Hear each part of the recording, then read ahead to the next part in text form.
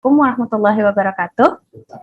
Waalaikumsalam warahmatullahi wabarakatuh. To the Honorable Professor Dr. Zainul Bahar Noor, MEC, the Secretary General of the World Zakat and Waqaf Forum, to the invited speakers, Dr. Muhammad Ayub Mia, the World Zakat and Waqaf Forum Deputy Secretary General, to the Honorable Professor Kabir Hassan, a professor at New Orleans University, to the Honorable Professor Aditya Sukmana, professor at Ireland University, and to the Honorable Dr. Henry Tanjung, the Commissioner of Badan Wakaf Indonesia, and all the participants of the World Zakat and Waqaf Forum webinar series Road to Leeds 2022.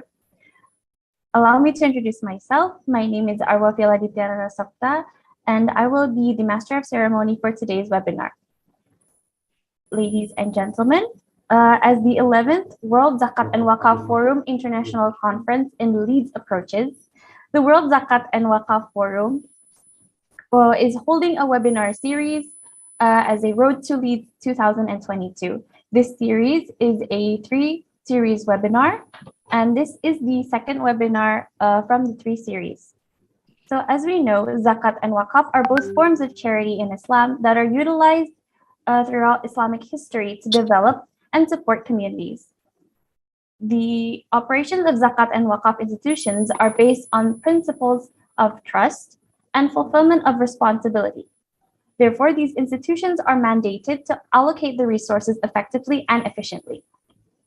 In order to fulfill the transparency and accountability principles of management in Islamic social finance institutions, there is an organizational structure and a mechanism designed to promote and sustain transparency, integrity, accountability, independence, responsibility, and professionalism in decision-making and implementation processes, which are called good Amil governance and also good Nazir governance.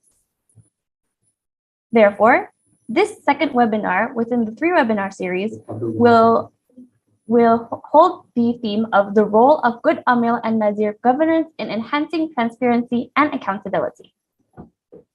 Before we start, I would like to read the agenda for today. First, we will listen to welcoming remarks from the World Zakat and Waqaf Forum Secretary General, which will be then followed by the discussion session, which will be first started from Dr. Muhammad Ayub Mia, followed by Professor Kabir Hassan, then Professor Raditya Sukmana. This session will be moderated by Dr. Henry Tanjung. After the presentation session, we will hold a question and answer session. So for all of the participants who would like to ask questions to the presenters today, you may kindly input your questions within the chat box here in the Zoom meeting.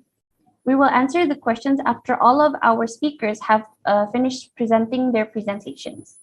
After the question and answer session, we will move to the closing session and mark the end of the webinar today.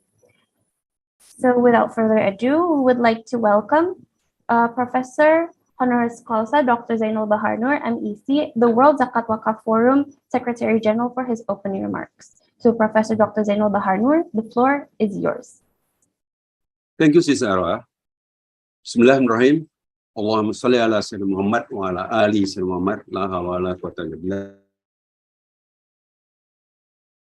Brothers and sisters, and as a matter of fact, because we have one deputy commissioners, Sister Yasmina, Excellency, and the Executive Secretary General of World Zakat Forum, and all distinguished speakers, invited guests, and participants of the World Zakat and Waqaf Forum webinar series, Road to Leeds 2022. Firstly, I would like to thank you very much for this great opportunity, welcoming everybody in this webinar series that World Zakat and Waqaf Forum would like to continue this program from time to time. And we will really discuss and make decisions that this is part of very important programs at World Zakat and Waqaf Forum in future in our annual meeting in Leeds in last September. Thank you very much for all of the participants, specifically the presenters. Some of the presenters have been doing this 1 to 3 times, and I wish that they would like to do it for several more times in the next webinar series. Thank you so much, and this is really a very good time for us to discuss about this and what actually would like to get from every speakers is telling us and describing something is very important for us to pay attention to the things that are very important on the Zakat and Wakaf movement globally to be discussed in our internal conference and annual meeting in Leeds. Again, thanks so much for your participation. Thanks for Sister Arwah, who is always the master of ceremony, the moderator for our webinar. Thank you. May Allah bless all of the activities that we are doing in World Zakat and Wakaf Forum and in the participations of everybody in this webinar series. Thanks so much. Assalamualaikum warahmatullahi wabarakatuh. Waalaikumsalam warahmatullahi wabarakatuh. Thank you very much, Professor Dr. Zainul Bahanur, MEC, as the World Zakat and Wakaf Forum Secretary General, for your welcoming remarks. Ladies and gentlemen, we will now be moving on to the discussion session of the webinar, which will be moderated by Dr. Henry Tanjuk. To Dr. Henry Tanjuk, the floor is yours. Thank you, Miss Arwah. Miss, yeah, not Mrs., yeah. Mr. Okay, thank you. First of all, I would like to welcome all participants, especially my elder brother, Professor Honoris Causa, Dr. Zainul Bahanur, for the opening remark. Yeah, I think we are continuously discussing about Zakat and Wakaf to enhance the role of Zakat and Wakaf in economic development. Now, the theme and the topic that we discuss is about the role of Amil and Nazir governance, or Amil and Nazir good governance. So, if you have 4 questions, for example, what is the overview and urgency of the good Amil and Nazir governance? Second, what is the implementation of good Amil and Nazir governance? The third one, what is the challenges on the implementing good Amil and Nazir governance? And the last question, how this Amil and Nazir governance could enhance the transparency and accountability of Zakat and Wakaf institutions? This webinar will answer those questions. We have 3 speakers, 3 prominent speakers from all over the world. The first one is Dr. Muhammad Ayub Mia. How are you, sir? Alhamdulillah, Alhamdulillah. Assalamu alaikum. Yeah. And the second one, Professor M. Kabir Hassan. How are you, Professor? Fine. The third one, Professor Radit Yarkmana. How are you, Professor? Good, good. Alhamdulillah. Assalamualaikum, Dr. Henry, Prof. Zainul, and Prof. Ayub, Prof. Kabir also. Alhamdulillah. Okay. Now we invite Dr. Muhammad Ayub Mia to deliver his presentation about good governance, especially the role of good Amil governance in enhancing transparency and accountability. He is World Zakat and Wakaf Forum Deputy Secretary General, Dr. Muhammad Ayub Mia. Yeah, Bismillahirrahmanirrahim. Alhamdulillahi Rabbil Alameen, Assalatu Wassalamu ala Rasulihil Kareem. Excellency Secretary General of WZWF, distinguished speakers, Master of the Ceremony, Honorable Moderator, ladies and gentlemen, participants, Assalamu alaikum wa rahmatullahi wa barakatuh. Wow. First, I would like to extend my thanks to WZWF Secretariat for giving me the opportunity to participate in this August webinar series before our annual conference in Leeds, UK. At the very outset, what I would like to say that as we are working for a defined cause, the mandatory system of Zakat, first we need to understand the essence of the subject from the Holy Quran. As we know in Surah Tawbah, the verse number 60, where Allah has defined the 8 categories of people who are entitled to get zakat or be benefited from zakat. The third category, Allah subhanahu wa ta'ala very clearly mentioned that the third category should be those employed to administer zakat. That means the zakat itself, it is implied that there must have some management, because it's a huge fund. A huge fund management needs some people, some organizations, some principles, some rules and regulations, accounting, and a lot of other things. So it is very clear from the divine message that Amilin or Zakat management organization or Zakat management team is must for effective and transparent implementation of the system. Let's now focus on what was the tradition and sunnah of our beloved Prophet Muhammad sallallahu alaihi wasallam. As you know, Prophet sallallahu alaihi wasallam, as head of the state, used to appoint and send zakat ambassador, that means the amilin, to different parts of the Muslim community for collecting disbursement and management of zakat. If we just get the example from Muaz ibn Jabal, radhiyallahu anhu, when Prophet sallallahu alaihi wasallam sent him to Yemen, Prophet sallallahu alaihi wasallam suggested him 3 things or 4 things. That first, you would convey the message of Tawheed. If they accepted it, then you will ask them for prayer, salah. And the third, if they accept the salah and Tawheed, then ask for giving the charity, that means zakat and sadaqah. And very categorically again says, but don't do any julum or oppression. Don't take the best part of their wealth, but take from the middle course of their wealth.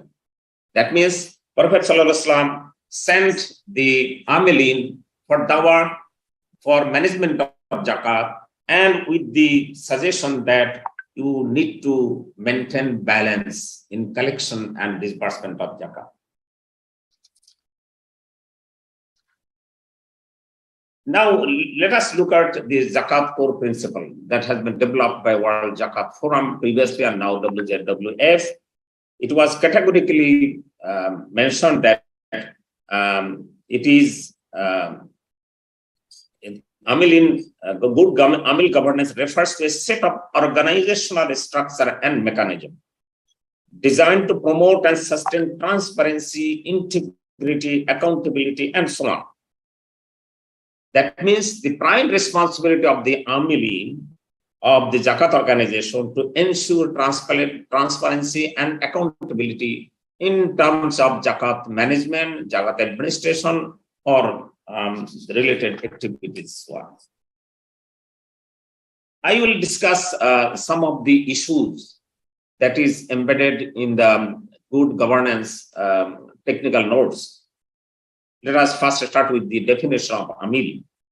It is clear that Amil is a person or a group of persons or an institution authorized to collect, mobilize, administer, disburse, and account for zakat, and so on.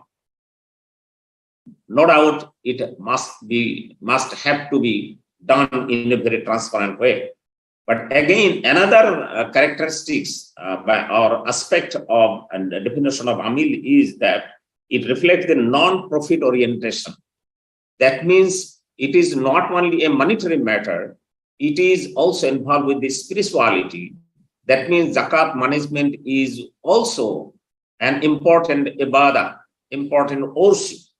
And that means an amilin must ensure, comply with the first ibadat, wajib ibadat, and halal haram, etc., the basic principles of Islam. And obviously, it relates to, it needs to have a very strong organization. In modern times, an organization, an efficient organization means a lot of things. That's a different subject. We will not discuss it today, but we need to understand the link between the spirit of Amilian and the modern management pattern. If I just discuss about the definition of Amil in global context, who can define Amil? And World Zakat Forum has provided a definition, but different countries have different rules and regulations. Some countries, state or the government have enacted laws and regulations to administer zakat, and there is the definition of amilin in the enactment. Again, but most of the countries of the Muslim world, they don't have any mandatory enactment or act, but they have some regulations regarding giving the registration of the organization, those who are involved with zakat management. No doubt there need to have a definition inbuilt in the memorandum of articles of that organization, but it may differ from country to country. But very important aspect of this definition, not only the definition, who can appoint the Amil? It's a question relating to fact principle as well, because you see, traditionally in different parts of the world, the Muslim societies, many individuals pay their zakat in a very unorganized and informal manner. Even there are some small organizations, formal or informal, some religious institutions, some educational institutions, or the orphanages as well. But can they appoint Amilin and being provided the salaries from the zakat fund?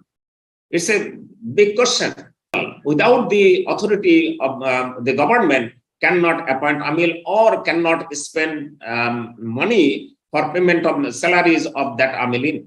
So I think World Zakat Forum should look into this matter and should try to figure out a very unified position in this regard and to give suggestions to the zakat management organization of the different parts of the world.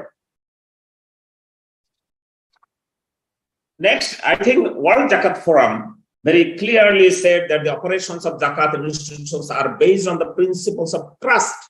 A trust is very important. And again, it is relating to transparency and accountability. That means an Amilin or a group of people or zakat organization, they need to deal with the mujaki, they need to deal with the mustahiks, the regulators, their supervisors, they need to comply with the standard operating procedure, they need to comply with the Sharia principles, they need to ensure accountability and transparency. And finally, with if we just say in single word, that means they have to ensure the trust, they have to earn the trust of the zakat payers. That means in general, the population of the citizen of the country.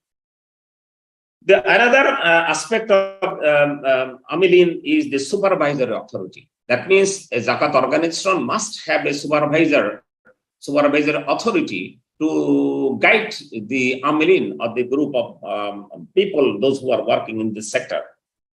But unfortunately, some countries have the state law and the role of the supervisors, that means the governing body or whatever may be the name of the committee, it is very clearly defined in the law. But most of the countries and most of the societies, they don't have any law. But again, the memorandum can provide these suggestions that what should be the role of the supervisors. And supervisor may be the governing board, maybe there are some other committees as well. If I just can mention the position of Center for Zakat Management, this my organization, in our country, the government had no any mandatory laws that regulating the Zakat organizations or the Zakat administration. But our organization have got the license or got the registration from the government, and they approve our memorandum of articles. And the memorandum clearly defined the role of the governing board. So this is another way to do this. But we need to do this. We need to ensure this product. What should be the role of the supervisory authority to regulate or to guide the Amil? I think this is the most crucial point.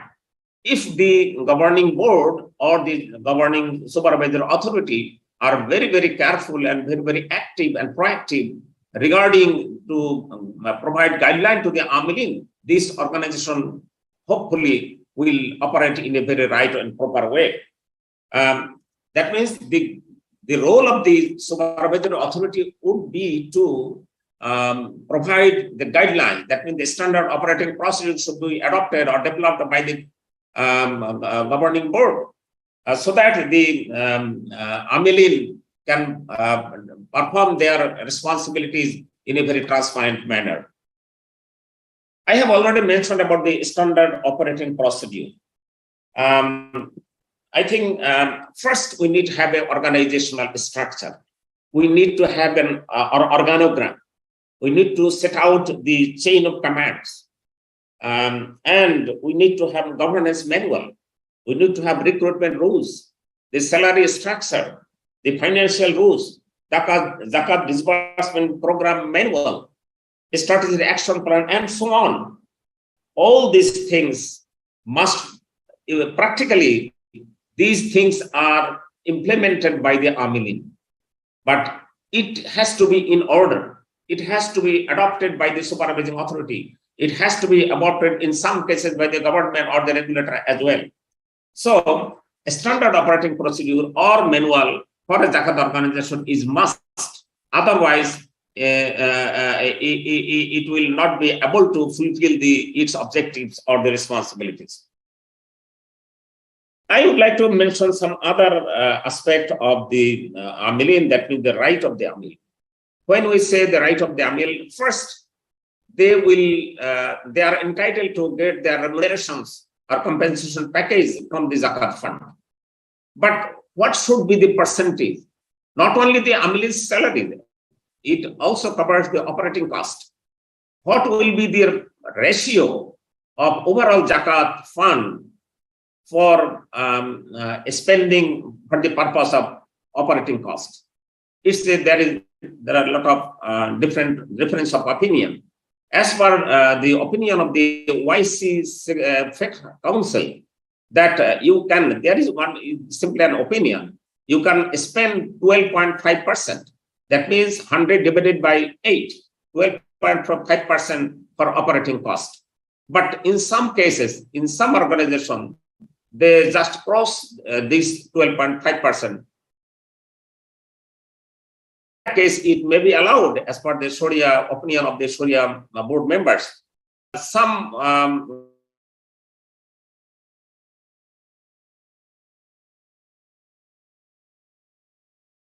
and there's a good news for my organization that we never cross the percentage of 5 to 7% for operating cost only. And alhamdulillah, we don't have any problem. And for the last 14 years, we pay the salaries of the for the Amil in a very regular and in a very particular manner. There was no defaulters here. So this is another important aspect, the percentage of the operating cost. Next, another issue is as per the good Amil governance in technical notes, regarding the certification and training of Amil. I think it's a big challenge, particularly that we are facing in our country. that our education system, it's a legacy of the British or colonial system of education. It has not yet been Islamized, or it cannot fulfill our requirements. When we just talk about to recruit some people as Amil for the Zakat management organization, we cannot hire the people just readily produced by any university or madrasa. That means we need to recruit or hire the people from the open market. That means they have some secular education. They don't have any even Quranic education even. But they are not knowledgeable enough to administer Zakat. But we need to provide them training. But we have in fact, Center for Zakat Management has established one training center called Center for Human Development, CHD, for providing training to the Amilin. But it's not quite enough. I think WZWF can consider to set up an international training institute for Zakat and Awqaf Amilin.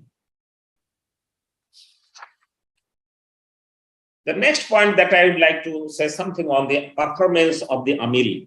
In fact, it is another important aspect. Particularly the Supervisory Authority and the SOPs should be provided that the organization, the authority, need to conduct annual performance appraisal of the Amils. And on routine basis, the governing board should review the overall performance of the Amils on a regular basis. And there should be a provision for rewards and punishment on the basis of their performance as well. In fact, Center for Zakat Management is following this process. We have annual performance appraisal system and penalty and reward system as well. Another important challenge is that the Zakat Supervisory Authority is facing, that risk management of Amil. Unfortunately, some Amils are not up to the mark in terms of honesty and integrity. Sometimes some misappropriation has been done by the people, but there must have some system, the risk management system in the organization. In my organization, there is a system. And not only that, not only the system, there is a specific committee. And we also take the reports from under the law of the country. And we have become successful in recovering some of our misappropriated money through the legal process. Disclosure and transparency is another important aspect for the Amilin. I think that again, in the very beginning, I talked about the trust. It is very linked to the disclosure and transparency policy. In fact, particularly, it is my personal impression that when a government is managing or administering Zakat, they have flexibility in terms of transparency and accountability. But so far, the private organization is concerned, in the private sector or a voluntary organization, it's a big challenge for them because they need to be very, very directly accountable to the Mujahid and the people in terms of Zakat collection and disbursement. So it's more challenging. And my feeling is that our Prophet ﷺ rightly decided to administer Zakat from the government administration. That was the right thing. But in fact, the countries where the government regulation is in order and where the government is very active in collecting and disbursement of Zakat, they are in a good position. But whether most of the countries, member countries, are like our situation, that there is no adequate laws and regulations. There have no supervisory authority from the government. But as a private organization, as a voluntary organization, we need to build up our trust. Alhamdulillah, my organization has a very good reputation in the society, in the country, in terms of our trust building. And in fact, Center for Zakat Management publishes annual reports and for public, and it is also submitted to the annual general meeting. Not only that, we sent the quarterly the Zakat disbursement reports to all Mujahid, and we also publish our newsletter, and we also use our website and some other social media as well. We also submit our financial statement and balance sheet to our different committees as well. And it is also available in our website. So, in fact, Center for Zakat Management have 13 mechanisms just ensure our transparency and disclosure policy. Obviously, Sharia compliance is must, and in most cases, the Amilin are really responsible for ensuring the Sharia compliance. Of course, the role of the Supervisory Authority is no less than anything, but the issues needs to be raised to the Sharia board for their opinion. It has to be figured out by the Amilin. And also, the Sharia board need to look after whether the Amilin are really comply with the Sharia principle or not. Alhamdulillah, Center for Zakat Management had a very strong Sharia supervisory board, comprising with the very reputed and very scholarly people of the country, the Islamic scholars. Sorry, Dr. Ayub, your time 5 minutes more. Okay, I am just finished within 5 minutes. Another important aspect, the performance of the governing board or the supervisory authority. I think it is a very, very sensitive issue. Particularly, I think it may vary from culture to culture. In our culture, the supervisory board, the performance of the supervisory board, or supervisory authority, that means the governing board, it is really difficult to review their performance. However, because it would be very efficient for an organization if there is a provision for reviewing the performance of the governing authority. Center for Zakat Management has got one advisory board with some highly qualified senior citizen of the country, and we have requested them to review the performance of our governing board. So every organization should have some provisions of this. The Amilin has some other, the last responsibilities to build up the national relation. In fact, may Allah bless us, and World Zakat Forum has been in the platform. We are just getting a lot of inputs and suggestions and advices, and we can just observe, we can learn from the different models of Zakat management in different parts of the country. It's a gateway that it has been open for us, for the Zakat organization, to learn many things from there. But the efficiency of the Zakat management organization is really very crucial, whether they can connect, they can maintain the relation with the Zakat organization, and they can just explore the different learning points from the different organizations as well. It is also an important for the good Amil governance. Finally, I would like to conclude with some points that since good Amil governance, the role of the Amil is so very, very crucial in importance for a Zakat organization. I think we need to, first, we need to follow the principles of Sharia. And number two, we need to follow the modern management approaches, the management pattern. We need to customize the modern learnings from different perspective. And most Amil should have some innovative ideas. They need to be very, very creative. They need to be very, very dedicated and committed as part of worship, that more parts of ibadah, not only doing job.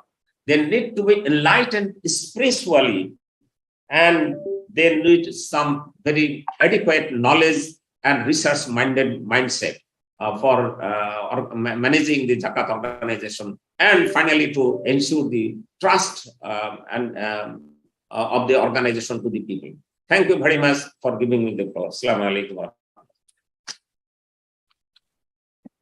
Wa alaikum salam wa rahmatullahi wa barakatuh. Thank you, Dr. Muhammad Ayub Miah. I would like to tell you some highlight from Dr. Muhammad, that he discussed the importance of international relations in World Zakat and Waka Forum, and especially for the Amil, they should follow the principle of Sharia and also modern management pattern. And some innovative idea and creative of Amilin is very important. also adequate knowledge and research mindset. But the most provocative idea is World Zakat and Waka Forum should consider International Institute for Amil and Nazir. Thank you, Dr. Muhammad Ayumiyah.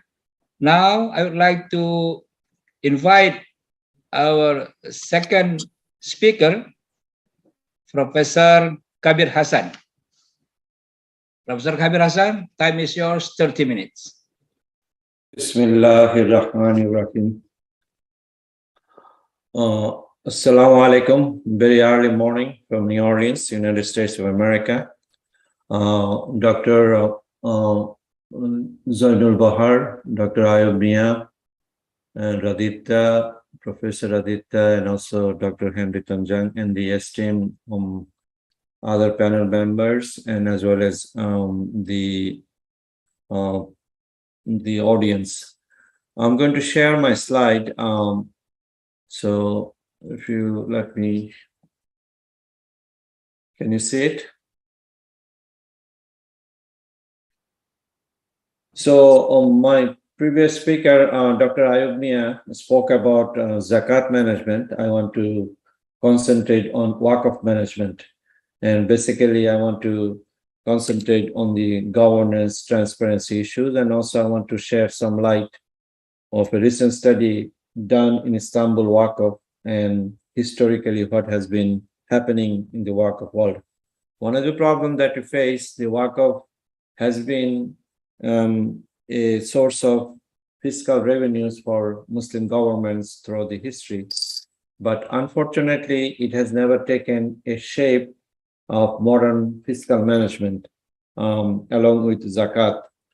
So also I want to tell you that I'm sorry, I'm very tired. It's very early morning. So please bear with me. I am on the AOFI Ethics and Governance Board, and recently we have completed a document of the governance, Waqf governance framework. So I'm going to share my experience, what we have constructed the final document. So when we talk about the organs of governance within the context of Waqf, we have the Waqif, those who make the Waqf, those charged with governance, including Nazir, Audit Committee, and other committees.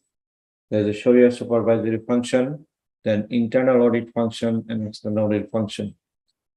Now, when we talk about management of Waqf, Waqf shall have an executive arm in the form of an appointed management commensurate with its respective size, resources, and operations.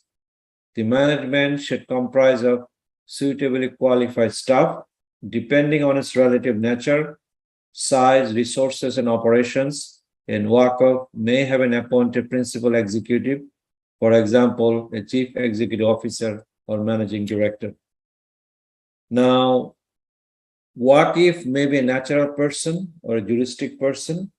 By virtue of creating a Waqf, the Waqif has a legitimate interest and hence is a stakeholder in the Waqf, subject to the terms and conditions of stipulated in the Waqf deed. Now, what are the Waqif rights and responsibilities?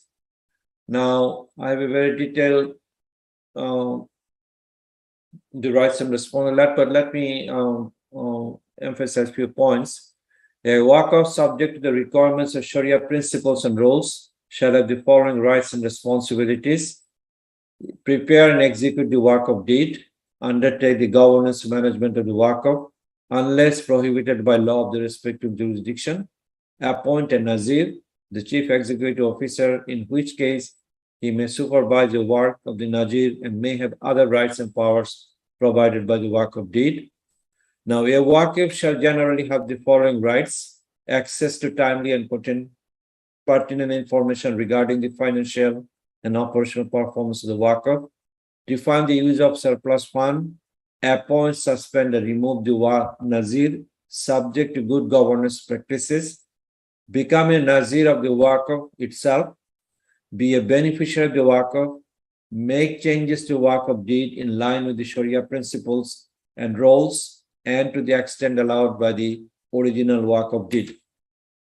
Now, when we talk about the Waqf deed, the instrument itself, that must in minimum include the name and declarations of the Waqif, specification of the assets that are dedicated as Waqf, the beneficiary the rights to avail the use or service of the asset or to share of the distribution of the Yel, Gala, the mechanism for appointing a Nazir, the mechanism for appointing an external auditor as well as an internal auditor, the mechanism for approving of the policies and regulations prepared by the Nazir, the signature of the Waqif on the Waqf deed in the presence of eligible witnesses stated in the Waqf documentation, the authority of the Waqif during his lifetime or Nazir after the death of the Waqif to modify the conditions as stipulated in the Waqf deed, the right to invest part of the Waqf Yel for the purpose of his development, optimization of the Yel, and sustainability, as well as creating reserves for the maintenance and restoration purposes, and of course the effective date of the Waqf. Now, this is very important because historically this Waqf deed has been sort of marginalized and Waqf asset has been transferred through fraud and mismanagement from the original intention of the Waqf, which is supposed to be perpetual charity, to individual and the individuals throughout the history. Also, the Nazir and the group of Nazirs have taken this, the Waqf, which is the perpetual charity, under their own ownership. The beneficiary of the Waqf should also be very specified in the Waqf deed. The Waqf, the manner provided the Waqf deed.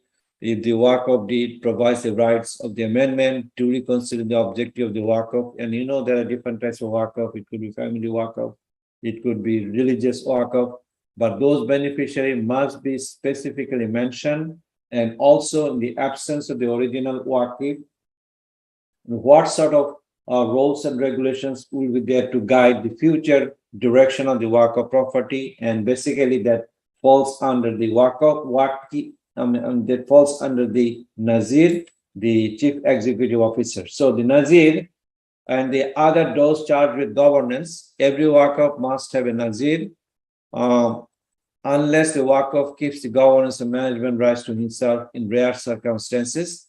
A Nazir could take different form. It could be a board of Nazirs, like board, or individual Nazir, a juristic person, a state Nazir.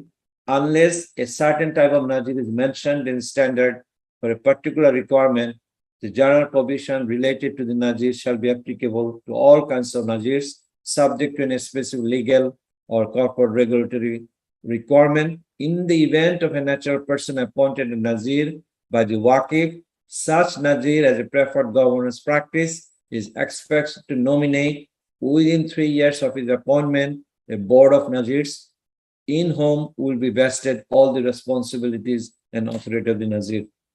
Now, the Nazir shall establish and cause the implement and follow a control framework in line with the global good practices. And one of the examples that you mentioned, the Committee of a Sponsoring Organization of the Trade Commission's internal control, or we call this integrated framework. The determination of a suitable framework, policies and procedures shall commensurate with the nature and relative size of the resources and operations of the Waqf. And the Nazir shall be responsible to review and approve the policies, developed, documented, communicated, implemented, and updated as and when necessary by the management. Now, in the course of establishing control framework and policies fulfilling those responsibilities, the Nazir shall also consider the need to establish and maintain a framework to enhance cooperation between stakeholders of the Waqf sector to improve and develop the sector, develop the code of ethics in line with Office Code of Ethics for Islamic financial professionals, fulfillment of accounting requirements in line with best practices, including Office Financial Accounting Standard, particularly FAS 37, financial reporting by Waqf institutions, the conditions the Waqif has stipulated in the Waqf deed. Now, when we talk about establishment of the control framework, accountability for any money, property, or other asset received on the behalf of the Waqf and the beneficiary on those behalf he holds this assets in trust, acting lawfully in the best interest of the beneficiaries, adequate arrangement for the management of conflict of interest that may arise in relation to the activities undertaken by Nazir, disclosure of information related to the beneficiaries or donors to a third party with the proper permission of concerned parties unless there's a legal duty to do so, maintaining knowledge and skills relevant to the provision of Nazir services, reasonable care in ascertaining the beneficiary situation and their continued entitlement to the benefits provided by the Waqf, advising the Waqif, a person or a group, of his rights and reporting to him on the Nazir's activity in administering the Waqf, maintaining takaful coverage or in case of unavailability, insurance coverage if allowed by Sharia principles and rules that is considered appropriate and reasonable by the Nazir, consider the cost versus benefit analysis. Now, there also has to be a risk management policy in place, like Dr. Ayub mentioned in Zakat organization as well, very similar. So charged with governance shall develop and adopt a risk management policy in line with the global best practices, including inter alia the following: defining the overall risk appetite and risk management strategy for the Waqf, taking into consideration the objectives of the Waqf and resources, with the special consideration for the Waqf's long-term sustainability and perpetuity, identifying the potential significant risks of the Waqf, including probability of occurrence and degree of severity, categorizing the identified risks as per the following: risks to be avoided and prevented, risks to be transferred and hedged, risks to be mitigated partially or fully if possible, risks to be taken on a calculated basis within tolerable limits, adopting necessary measures to deal with this risk. Now, those charged with governance shall develop and adopt a risk management in line with the global best practice, as I mentioned. Now, those charged with the governance shall adopt an investment policy as well. So, risk management and investment policy. And what are those policies? There has to be a balance between revenue and cash flows against the sustainability, liquidity, and perpetuity. Investment objective established in line with the risk management policy to duly produce relatively stable cash flows, preserve the intrinsic value of the assets and investments, avoid speculative or excessive risk investment, and achieve a yield consistent with the acceptable level of risk. Asset allocation approach, which among others can include target markets and asset classes, identification of suitable assets, target weights according to different target markets and asset classes, commensurate the risk management policy, and liquidity policies of different assets. Process for disposal of and or income arising from investment no longer considered Sharia compliant, and criteria for selecting external investment managers and independent investment consultants. Just I was told, actually I read somewhere there are about $60 billion worth of Waqf real asset lying around Indonesia alone. And if you could really convert those into an income earning asset, let's say if it generates 5% return, so each year you can generate $3 billion, and you can do a lot of stuff with this $3 billion for poverty alleviation, skill development. So ultimate goal is to have an equitable society. Now, we also have to worry about the appointment committees. Nazir shall establish permanent or temporary committees to perform various functions of the Waqf and support the functions of the Nazir. Collectively, the Nazir and the committee are referred to as those charged with governance. The Nazir shall have the power and duty to fully supervise the work of its various committees. It may request any information or reports and may take the necessary decision with appropriate authority. Nazir shall also have the power to restrict the authority granted and delegated to the committees. Now, Nazir also appoint the management to manage the Waqf and assign them responsibilities corresponding authority with the relevant limits to ensure smooth functioning of the Waqf affairs. And he shall have the right to restrict the powers granted and delegated to the management or as a specific person within the management. Now, right to information, the Nazir will have the right to unhindered and timely access to all information records without exception with regard to the affairs of the Waqf as may be deemed necessary by the Nazir. The committees and the senior management shall ensure a mechanism of regular reporting to the Nazir, and they shall also be required to disclose to the Nazir any material and significant matter relating to the Waqf as soon as practicable within a reasonable time frame in line with the guidance set out by the Nazir for this purpose. Now, there has to be also investment and safeguard of assets. Nazir shall be responsible for safeguarding the assets of the Waqf and sustain it and perpetuate in the long run, because Waqf is a perpetual charity, and the Nazir, along with his board structure, should not do anything that will deplete the asset over a period of time. And this is what happened really in Islamic world. Of course, there's the colonization. They wanted to take the financial might out of the Muslim people, those who are under their colonial rule, so that they can rise. So historically, the governance mechanism and misappropriation of assets happened by the colonial powers and later on by many Muslim countries as well. Now, the question is, what is the remuneration of the Nazir should be? If permissible by the law, rules, and regulation of the respective jurisdiction, Nazir, including the members of the Board of Nazir, shall receive a remuneration specified the Waqif, and it must be market determined. One of the problems that we face, we do not attract good human capital to this non-profit organization because we do not provide them the market salary. Even though start working for a non-profit organization, but later they switch because they are getting better opportunity from others. So this incentive mechanism has to be there. There has to be an audit committee. Constitution and independence of this audit committee has to be enshrined with this document of the Waqf institution. For example, the Nazir shall establish an independent audit committee in line with the requirements of his governance standard, audit and governance committee for Islamic financial institution, standard 4. All members of the audit committee shall be independent of the Waqf and its management, and the majority of them, including the chairman, shall also be independent of the Nazir if the Nazir is not in the form of Board of Nazirs. A Waqif may be a member of the audit committee if he is not involved in the active management or does not have a business relationship with the Waqf.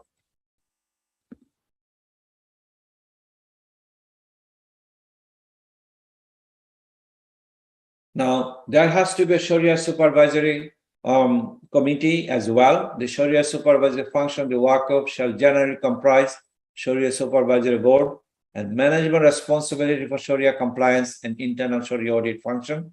Sharia supervisory board shall be established for the purpose of obtaining assurance that all relevant affairs of the Waqf are in line with the principles of Sharia. A ASB may comprise of one or more members, preferably 3 or more members, and Sharia principles rules for the purpose of the standard shall constitute the Sharia principle rules contained in Office, Sharia standard and fatwas and rulings of the SSB of Waqf.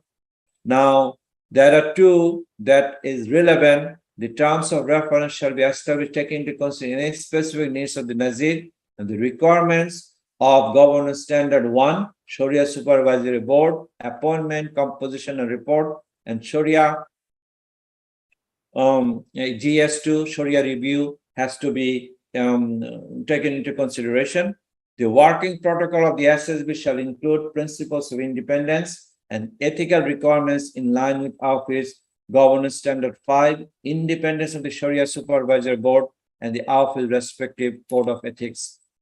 Now, the management, where the relative size and nature of operation of Waqf mandate, the Nazir may appoint a management comprising competent and high integrity professional to manage the day-to-day affairs of the Waqf in accordance with its objectives. Depending on the nature of the work and the unique circumstances of the Waqf, the management may comprise of paid employees or volunteers or a combination of both. The management function may also be outsourced to professional service providers who shall be subject to the applicable requirements of the standard and any relevant regulations of the jurisdiction. Those charged with governance shall define the approved organizational structure and delegate the authority to the management as deemed fit to assist in carrying out the work efficiently and provide an oversight function for the management performance and hold risk accountable. So there also has to be an internal audit. The internal audit function shall aim to obtain reasonable assurance that the internal control system of the Waka function efficiently and effectively, in particular regard to the following: safeguard of the Waka assets and resources, reliability of financial and operational information, compliance with regulations, internal standards and policies, adequacy of risk management, and relative efficiency and effectiveness in operations. And that along with this thing, there has to be an internal Sharia audit as well. Now, internal Sharia audit function shall also include an internal Sharia audit function related to the nature of operation and transaction of the Waqf. Necessary guidance may be obtained from office relevant standard on internal Sharia audit, considering the nature and respective size of the resources and operations of the Waqf. Those charged with governance may decide to outsource wholly or partially the internal audit and internal Sharia audit function to a professional service provider, be it a firm or an individual. Now, office transparency disclosure requirement is very important within the context of Waqf institutions. Now, when we talk about transparent disclosure, and Waqf shall ensure adequate level of transparency and disclosure to stakeholders through the following components: disclosure and transparency policy, regular communication to stakeholders, annual report, regular financial reporting, and external audit reports. Now, a Waqf shall adopt and follow a policy of disclosure and transparency, and it's very important, including, for example, the following: degree of disclosure of information to the public related to the Waqf, which outlines its vision, mission, objectives, and activities, and discloses the people behind the Waqf, the Nazir, and the management. Degree of regular information sharing with stakeholders, the contents of annual report. The policy for disclosure and transparency shall take into consideration the ethical principles applicable on public disclosures, public relations, and media management. These principles are based on the overall code of ethics of the Waqf: truthful, fair, and unbiased information dissemination, avoidance of unnecessary and excessive self-projection and self-praise for the Waqf, as well as the Waqif, those charged with governance and senior management. Now, there has to be regular communication to stakeholders. Now, a Waqf shall ensure an adequate level of communication to stakeholders on a regular basis regarding its operations and activities. The means of regular communication may include newsletters, social media, print or electronic media and website, etc. There has to be an annual report, and the annual report must have the financial statements for the year along with the external auditor's report, a report by the Nazir, which shall include substantive and insightful comments in simple, easy to understand language on the financial performance over the year, as well as over a longer period of time, inclusive of tables, charts, and graphs, enabling the user of the annual report to comprehend the financial performance over time. Comments on the social impact of the Waqf's operation over a longer period, preferably including tables, charts, and graphs. Summary of the activities of the Waqf, summary of the Waqf's investment activities, as well as the main risks associated and how they have been mitigated. Summary of the donation received and grants disbursed by the Waqf to the beneficiaries, duly segregated by the nature of funds and grants, and report by the Sharia Supervisory Board based on its review of Sharia compliance of the Waqf. Now, regular financial reporting, significant accounting policies, and financial reporting principle, policies, and procedures shall be established by the Waqf in line with the following and in preference of the hierarchy below: financial accounting standard issued by the AUFI and Waqf, financial accounting standard issued by AUFI as may be applicable on different transaction affairs of a Waqf, generally accepted accounting principles in jurisdiction insofar as the same do not contravene with Sharia principles and rules. The Nazir shall ensure that the financial reporting process is established on the principles of fairness and transparency. The Nazir shall have for optimal disclosure and transparency in the matters where judgment is required. Professor, Now, 5 minutes more. Very good. The accounting policy of the Waka shall be established, and the related accounting and bookkeeping shall be performed in a manner that adequately observe the principles of funds accounting with regard to the different categories of the funds contained in the Waka. Now, there has to be an external function. A Waka shall appoint an external auditor duly eligible to perform such services under the regulation of the respective jurisdiction and having the necessary competence and regulations to perform an audit of the Waka's financial. Now, there just few more slides. There's a paper written by Timur Koran, a student at Dik University, and he has looked at the historical document of Istanbul, used an original data set consisting of Istanbul Waqf deeds from 1457 to 1923. The paper explores the function of Islamic regular Waqf founded either by elites below the top echelon or by commoners. The typical regular Waqf had a relatively modest endowment and architectural footprint. Now, the summary of this paper that I would share with the audience is that they need to do research. They need to do research on the Waqf history of these Muslim countries all over the world so that you can learn from our previous mistake. Now, very interestingly, these two professors have analyzed historical document during the time 1450 to 1923. They have collected from historical archive, they digitized this, they have run empirical econometric study, and they have shown most of the Waqf during the Ottoman Empire was for sheltering their wealth. Because they will shelter their wealth into a Waqf, but make this Waqf for family Waqf. So all the benefits can go to the heirs of the family. Actually, all these things that we talk about, Waqf from cradle to graveyard, is not really true. That has been sheltered from the Islamic history. He showed, you may disagree with his finding, but if you believe in the data, the conclusion is that the beauty that we talk about the Waqf, the Islamic social finance is supposed to bridge the gap between the rich and the poor. That did not happen. At least in the Istanbul area, the data that we analyzed, most of the Waqf properties are established to shelter income or to go to heaven, not necessarily looking at these worldly affairs and reduce the gap between rich and poor.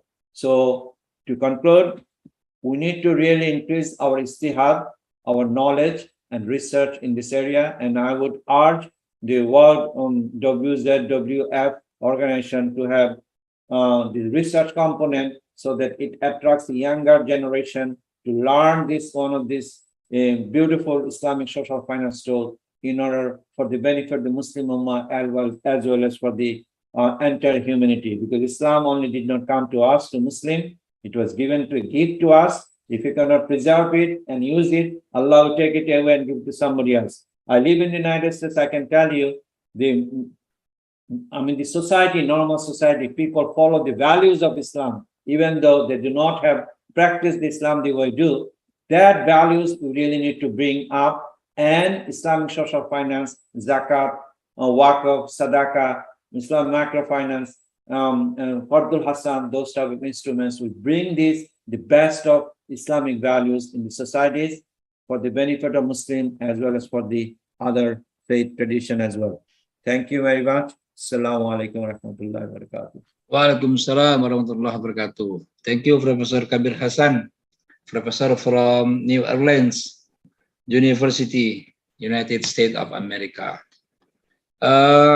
Very interesting discussing about the role of modern management in Awqaf management. For example, in Turkey, so in Istanbul, Professor Kabir Hassan mentioned that 500 years Waqaf in Istanbul has proved that the economic development of Istanbul is related very closely to the development of Waqaf.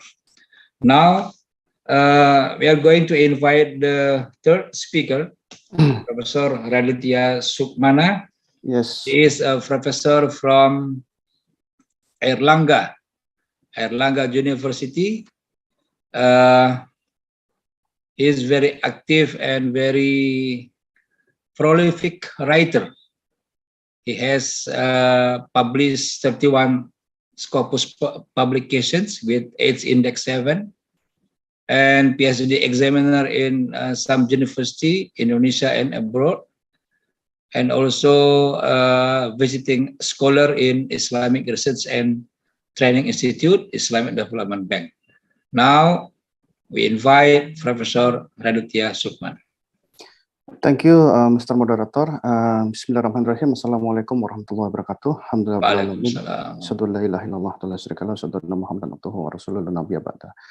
Your Excellency, Bapak Professor Zainul Bahar, thank you for inviting me, Bapak. And also Your Excellency, Prof. Kabir and Dr. Ayub, all the organizer, the respected participants. Well, we are discussing about the governance of the social finance, particularly on the Zakat and Wakaf. For the last 5 to 10 years, the issue of Zakat and Wakaf is very much intense. Our government, our president have launched the national movement on the Queswaka. Now, the question is, are we ready in terms of the institutions? Do we have a proper governance to accept the cash wakaf, to receive the asset wakaf in the various form, in the form of cash, in the form of land, and also manage it, manage to generate the profit, and later on the profit can be distributed to the Maquf Ali. Do we have a proper governance? So in this particular time, I would like to share with you all my ongoing research with my PhD students, Luciana Handayani, with regard to the governance on the Wakaf institutions. What are the issues and how we propose a solutions based on the obtained issues. So this paper actually is extension from my own paper, on the critical assessment of Islamic Endowment Fund. This actually in the Scopius Q1, and also this paper is actually directed to the government. Hopefully, when the government read this one, they can get some good inputs for the policy proposals to later on eventually develop the socio-economic sectors. And also this paper also give the ideas for the future directions for the researchers, what topic for those of you who are doing the bachelor thesis, master thesis, and district thesis, you may look into this paper for the ideas. So based on these ideas, if you look at this one, finance, accountability, law, and norms. So I divide the collections of the Wakaf literature into several issues: finance, accountability, law, norms, economic development, and history. And in this particular event, in this particular webinar, I will share with you all about the extension of this with respect to only the governance issues, particularly on the accountability. So the way we do, me and my PhD student, we focus doing the literature study, focusing only on the Wakaf governance. Previously, the one I did is focusing on the Wakaf literature, but this one is specific on the Wakaf governance, literature on Wakaf governance. And also, I read one of the paper by Prof. Kabir Hassan on the Wakaf with bibliometric, But in this particular paper, we like to have a systematic literature review, because we are not using the software, but we read one by one and then look at the what can be learned from each and every paper on the Wakaf governance, so that we can give very fruitful ideas for the government, for the practitioners, as well as for the researchers. So we found out that in terms of the Wakaf governance, we can divide into 3 things. First is accountability, 38%. It's about like 10 papers. Before that, I with a strict strict filtering process, we come up with the 26 papers. Yeah, 26. Let me later on describe how we get the 26. So among the 26 paper, we divided three pillars: accountability 38, and reporting and transparency 35, and the rest is for governance. Yeah, so the three things. So also, this research limitation is that overview the current issues, and also we focus on giving the input for the government, because see, if you look at the current sectors, yeah, business sectors like banking sectors, banking is the highly regulated industry. And the existence of banking is actually to facilitate the people who have money. Yeah, for those of the people who have money, the regulation is so complex. Yeah, but in Quran, it explained very much on fakir and miskin. It stated explicitly in the Quran about the fakir and miskin, and the institutions who deals with the fakir and miskin is the zakat institutions and the wakaf institution. How come? Yeah, how come sector which is explicitly stated in the Quran, we have less regulated industry as compared to banking to serve the rich? Yeah, so that's why in this particular webinar, I do bring the ideas of let's bring high quality regulations, yeah, for catering the fakir and miskin. Yeah, how? I agree with the Prof. Kabir that we do a research. We do, especially Prof. Kabir has mentioned about the governance in Turkey. We need to do that. We want to know how is the practice in the ancient time with regard to the governance by the government, yeah, to be applied in the current context. Yeah, so the originality is that this study among the first study that reviewed the literature on wakaf governance. So I agree with Dr. Ayub. He mentioned about the trust. And the trust he also mentioned, it relates with the accountability and reporting and so on. So basically, if we have the good governance, it brings the trust, because when we have a good governance, it has the value, and then the value people, the stakeholder we trust will give a trust to the Nazir institutions. Yeah, and if we have a trust, then eventually the operations of the wakaf and zakat institution can be running so smoothly, with eventually can eradicate the poverty, which is the aim of the zakat and wakaf institutions. Yeah, so the way we do is that we apply strict criteria selections. Yeah, and then let me show you how strict is our filtering process. So first we identify the journal database, use the keywords. These are the keywords: governance, wakaf, government, Islamic endowment, and so on, and choose the type of research article. And we start from 2011, 2020, 22. Yeah, so we want to make sure that the recent development in wakaf is very much important as the input for the government and for the future studies. And also, once we collect that through the filtering process, we go to the next second step, which is we filter again.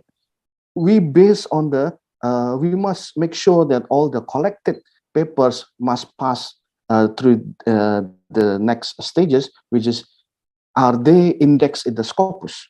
If not, then we omit. Yeah, and then we eliminate the predator journals. And also we ensure the selected papers are predominantly discussing about the wakaf governance. So we found out that initially we have 274 specific with the wakaf governance, and then we end up with only 26 papers. So these are all the classifications. If we base on the name of the journal, so the highest one is the Journal of Islamic Accounting and Business Research, and the country published by country is the UK. And then if you look at the time, year 2018, and also this one, accountability 10 papers, reporting transparency 9, government is 7 papers. And these are all the papers. Yeah, I think, yeah, Prof. Kabir Hasan also, one paper is here and my paper also is here. So these are all, this is the first pillars about the accountability. So we have 10 papers on the accountability. We have Iksan, Hassan, Yaqub, and all until these 10 papers. So if we read these all 10 papers, so what are the issues that can be obtained from these 10 papers? So we discuss, yeah, me and my student discussed that actually what can we conclude from this paper is that there is no clear guideline as to how accountability should be discharged. Yeah, no guideline. Yeah, and also limited awareness and knowledge on the Wakaf accountability. This is with regard to the human resource. Yeah, how important. Yeah, and how is the knowledge within the human resource? This is a big question. Yeah, because if they know it's important, but if they knowledgeable enough, but they do not aware of the important, that's also not a good things. Yeah. So also the issue is that to whom Wakaf institution must be accountable. Yeah. So these three things we can get from these 10 papers. So how is the proposed solutions? Of course, with regard to guideline, there must be a government guideline, or like Dr. Ayub and also Prof. Kabir mentioned that maybe we can start from this Wakaf World Zakat and Wakaf Forum to establish the guideline. So if you look at in the banking industry, we know Basel core principle, yeah. We know Bank for International Settlement is the central bank of central bank, but this BIS is for conventional. Do we have like BIS in the Islamic bank? Yes, we have. It's IFSB, Islamic Finance Services Board. This is the standard setting body, yeah, to produce the standardizations of the banking industry on the Islamic capital market and so on. But the question is, do we have the standard setting body for Zakat and Wakaf? This is a big question, and we need to collaborate with all the countries, especially the countries which operate the Zakat and Wakaf, to regularly meet and establish these institutions, so much so that regularly these institutions can produce standardization on Zakat and Wakaf, just like BIS or maybe IFSB produce standardization, yeah, for banking and Islamic capital market. Yeah, also introduce accountability concept to the Wakaf manager. Now, in the context of Indonesia, I do appreciate with the what has been done by Badan Wakaf Indonesia with the certification of the Nazir. Previously, there is no certifications. So if there is no certification, how can we depend heavily on the quality of the existing Nazir, where there is no Nazir certifications? Yeah. So that's why we need to also, for those of you who are in Indonesia, I do expect that all of you who works in the Wakaf institution should get these certifications, because it is about the knowledge, it is about the awareness. Yeah. And also, what can we infer from the future for the research? See, in Wakaf institution, in the conventional, what is the similarity? I mean, what is the similar institutions with the Wakaf institutions in the conventional environment? We have endowment fund. Yeah, I believe Prof. Kabir can give more information with regard to Harvard Endowment Fund, MIT Endowment Fund. They are so huge, and the fund is coming from the alumni. The fund is coming from all the companies who are concerned with the educations. Yeah, for sure, those are the modern, high quality institutions.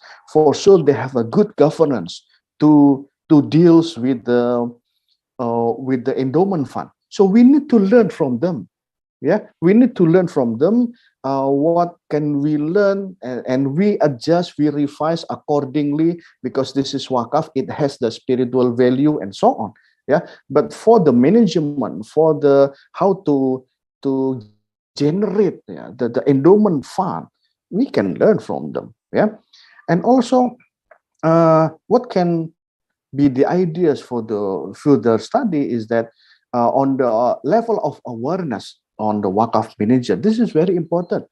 If the wakaf manager isn't aware of the importance of the reporting or importance of the accountability, then how can this institution get trust from the donors? It's impossible. Yeah, so that's why the manager, we must make sure that this manager, they are aware of the importance of this accountability. Yeah. So next is with regard to reporting and transparency. This is the second pillars. We have 9 papers on this issue. So in these 9 papers, what can we infer? What are the issues from these 9 papers? So the issue is that the standard, again, almost similar with the previous one, but the standard of reporting, yeah, we need to have, yeah, standard of reporting. And the second one is that there's no penalty for the wakaf institution that do not disclose the financial statement. So this is with regard to the context, especially for Indonesia. Yeah, if we in Indonesia, Nazir can be a private Nazir, not like in Malaysia, whereby Nazir will always be in the government. Yeah, but here Nazir can be a private. Somehow, the regulation is there saying that Nazir should report regularly to the regulators. The regulation is there, but the implementations, do they really send the reporting to the regulators? Some yes, some no. But there is no penalty with regard to those of the Nazir institutions. But I believe Badan Wakaf Indonesia has will create a system so much so that it must Nazir should report, otherwise the license will be revoked by the regulators. And also the issue is that wakaf administration reluctance to disclose wakaf reportings. Nazir is reluctant to share the reports to the regulators. Why? Because somehow they have their own donors, and they are afraid that the donors will be taken by other Nazir. Why? So this is the problem that we have, yeah, in the context of Indonesians. And also, how is the proposed solutions on these issues? Yeah. So again, we are lacking on standard, and our purpose is we should have the standard on the accounting, on the reporting. Who will make the standard? Of course, is government. Yeah. And also the study, the further study is that we need to see what is the difference between the reporting types of the wakaf institutions and the reporting types in other countries, wakaf institutions in other countries. Yeah, and also we need to know the reporting from the endowment, endowment institutions. Yeah, like I mentioned about the Harvard endowment fund. We need to see the report from them. What can we learn from the reporting standard from them to be applied in the wakaf context? Yeah, and also another important conducted is effectiveness and evaluations of wakaf accounting standard, and also reporting disclosure obligation are needed. So in Indonesia, yeah, we have PS, Pedoman Standard Akuntansi 112. This is the accounting standard done by Associations of the Indonesian Accounting, and we have this is not. I mean, this is already not draft. Draft is already done. Now we have the legal accounting standard on wakaf. So we are so proud to have this one, because I see maybe friends from Malaysia can update on these issues. I don't think Malaysia currently have this accounting wakaf in Malaysia and elsewhere. I think only Indonesia and maybe AUIV, just like what has been mentioned by Prof. Kabir.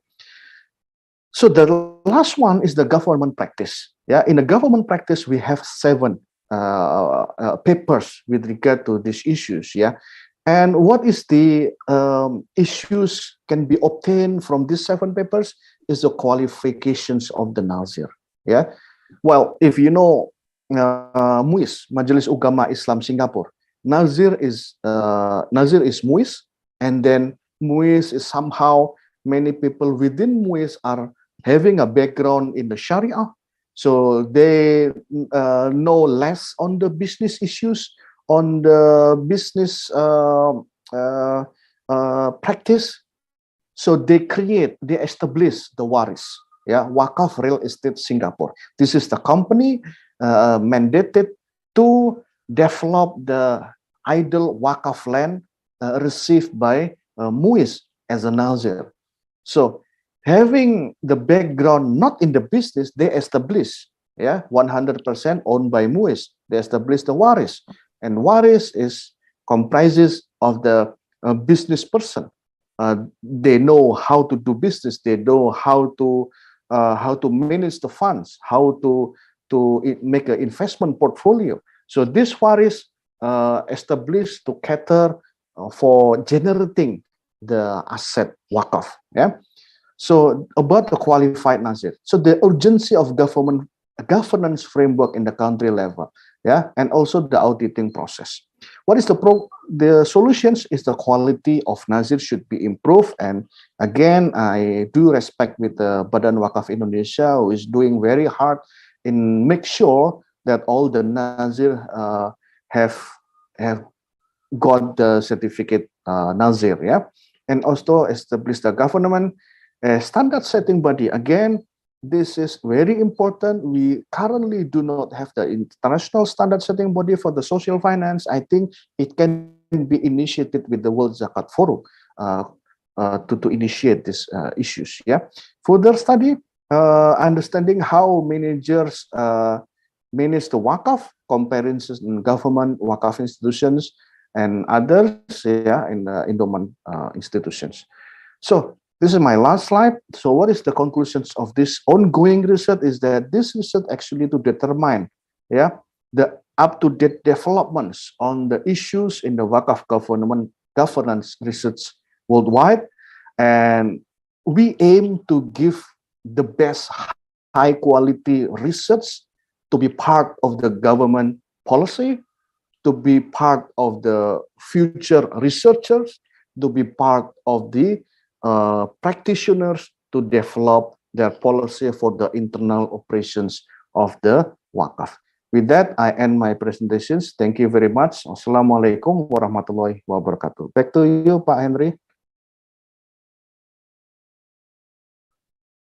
Oh, Pak Henry.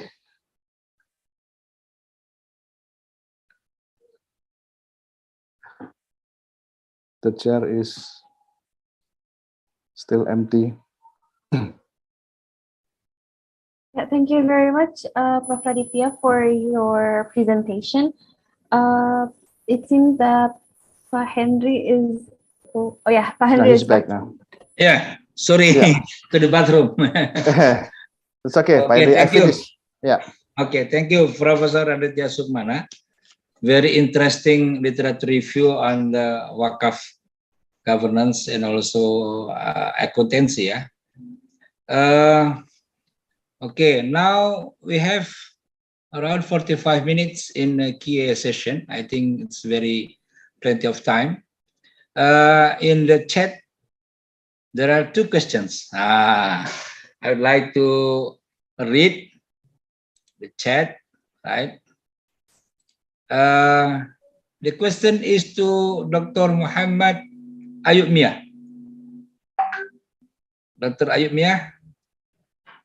Yes, please. Okay. The question is, okay. what is your opinion if a muzaki pays his zakat directly to the selected asnaf among his family members and not paying it through the amil appointed by the government? Yeah, thank you very much. It's a very good question, and it's a very much relevant to the contemporary situation. In fact, it has two aspects. One is legal aspect or fiqh involvement. Another is management point of view. You see, there are some countries where zakat is mandatory to pay to the estate management or estate authorized organizations. This is mandatory for its reason. There is no option for paying zakat personally. But there are most of the organizations are voluntary, and there is no specific mandatory law. There is a flexibility for any muzaki to pay his zakat to as per his convenience. But if we look into the historical perspective, during Prophet Muhammad sallallahu alaihi wasallam, our prophet, and our Khulafa Rashidin, Hazrat Abu Bakr and Umar, all the zakat was paid to the state treasury directly. When the Islamic state was expanded in the greater extent, Hazrat Usman radiallahu anhu, he allowed the individual zakat payers, particularly the jewelry and the cash, to pay by individually directly to the asnaf. So there is historical evidence that anybody can pay their zakat individually, but very specifically, and it is very relevant to the present context of Saudi Arabia and Pakistan. As far as I know, the Saudi Arabia allowed the individual citizen to pay their zakat on jewelry and cash individually to the asnaf. And the similar situation as in Pakistan as per their laws.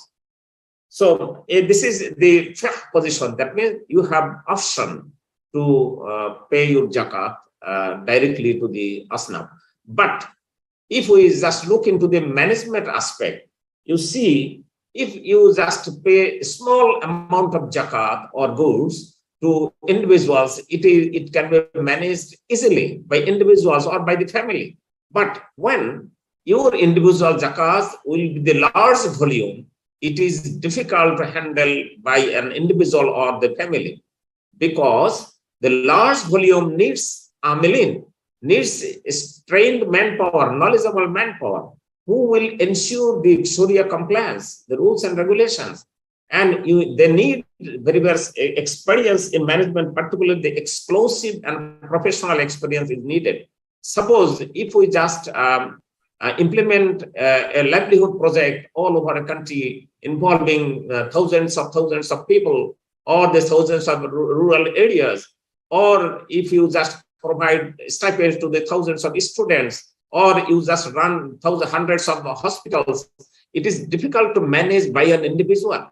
So in that case, particularly in case of a large volume, it is better to involve zakat organization or the estate. So I think this should be the position. Thank you. Okay, thank you, Dr. Muhammad Ayumi. Those questions from Siti Masita. And now I would like to read the next question from Farida. The same question for you, Dr. Muhammad Ayub. The question is like this: people who have paid zakat still pay taxes, so that their expenses double. How do you prevent those who have paid zakat from paying taxes? Yeah, it's another question about contemporary issue. In fact, we have published one book, The Rules and Regulations of Zakat, in our language, Bangla. There is a chapter on taxes and zakat. In fact, there are major differences between the zakat and tax. You see, zakat is a fundamental religious obligation of a particular Muslim, but it is imposed by Almighty Allah. It's a divine commandment. On the other hand, tax is imposed by the state under certain law, and zakat is fully governed by Quran and Sunnah, but tax is governed by state laws and regulations. And you see the rate of zakat 2.5% is fixed forever. Fixed forever. There is no change. There will be no change at all. But the taxes, rate of taxes varies from country to country, even year to year. So there are, it is changeable. It is not fixed. Again, the utilization of taxes or the disbursement, utilization of Zakat or disbursement of Zakat is fixed among the 8 categories of people. But tax is not fixed for any particular or any certain group of people. Government may change their policies and their spend it as per their convenience or as per their policy. So from religious point of view, Zakat is mandatory for a Muslim, and Zakat is imposed on wealth, but tax is imposed on income. So there are basic differences there. But you have to perform the religious obligation by paying Zakat, but you need to perform or you need to oblige with the state law by paying the taxes.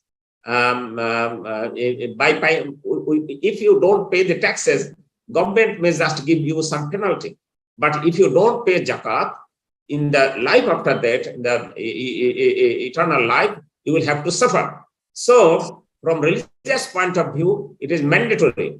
But in fact, again, it depends on the nature of the government, the policy of the government. Some governments adjust income tax and the Zakat. I can refer the Saudi Arabia. Even I heard that it is even in Malaysia. If you pay Zakat, it is deducted from your income tax. But in Bangladesh, there is a law. If you pay Zakat, you will get 10% rebate from your income tax. So it may vary from country to country.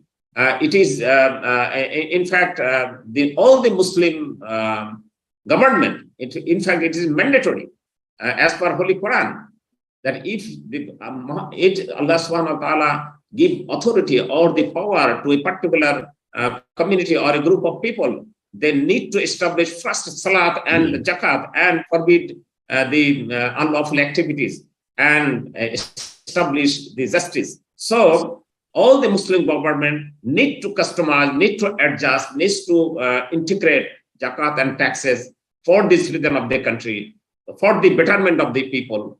That which will be the most beneficial for the citizen, that has to be adopted in their laws. Right? Not in the big volume. Yep.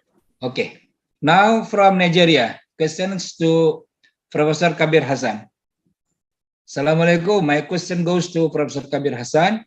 How can synergy be created between OIC, IDB, WZWF to strengthen Zakat and Wakaf organizations and ensure best practices in Muslim countries?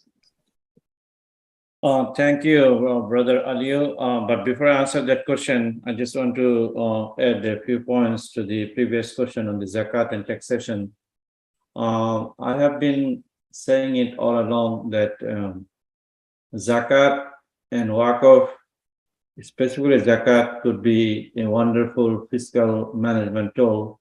And that was the only thing that was there during the time of our rightly guided 4 caliphs. And later on, the government can also impose taxes on the top of this.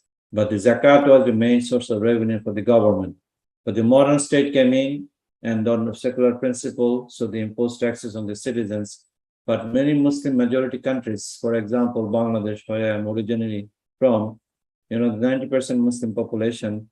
Now the question is the government has to have an adequate understanding of the role of Zakat. Very often we mix things up. Zakat is a transactional ibadah. I mean, it's a worldly affairs. You have to collect or to pay Zakat. Even in Islamic history, during the rightly guided caliphs, Hazrat Abu Bakr even declared war in a sense to collect the Zakat. So Zakat is a responsibility not on the individual, also for the government to collect it and distribute in the right way. So the mechanism they have developed in Malaysia, for example, I do know that you can get a tax rebate if you pay Zakat. but we have to coordinate the zakat and taxation in a way so that they can act complementary to each other. Now, if the government gives you a rebate for the zakat that you make, but the government is deprived of the resources, unless the government has some way of document that amount and collect that amount and can utilize this amount in socially, according to 8 sectors of zakat payers, or I'm talking about musnaf, that they will go, like different development project that helps the poor and so on. So this is my 2 cents. I've been saying all along, if it can coordinate or combine these 2 things, the Islamic financial management will be very good in Muslim countries, and not zakat, because if you pay zakat and you're praising God, there will be barakah in the system. So this benefit will be multiplied. Coming back to Aliu's question, yes, we really need to, but I think we're in the right direction. The Indonesia has shown us with first with the World Zakat Forum. Now they have combined the zakat and wakaf together, and it is making inroad in different countries. It's a multilateral body. So once it establishes itself, it can reach out to OIC as an organization. It can reach out to Islamic Development Bank. It can also reach out to other multilateral organizations, that the tools that we have that can benefit as a signatories of this world multilateral bodies to help elevate poverty and bringing income equality among the generations and citizens within the country. In this context, we also have to do istihad whether we can take development activity zakat fund that may also help the non-Muslims living under the country. So there are a lot of things that istihad needs to be done, but unfortunately, we do not get that out. Like Radhita's paper, and also have one, they talk about what are the missing point and what are the gaps and what needs to be done. So those kind of things should be encouraged. And I would say, some way, I think probably the ulamas also agreed. This zakat fund or the wakaf or the other Islamic social finance, a significant portion has to be devoted towards research and development so that we can do more istihad for the benefit of the Muslim Ummah. Thank you. Thank you, Professor Kabir Hasan.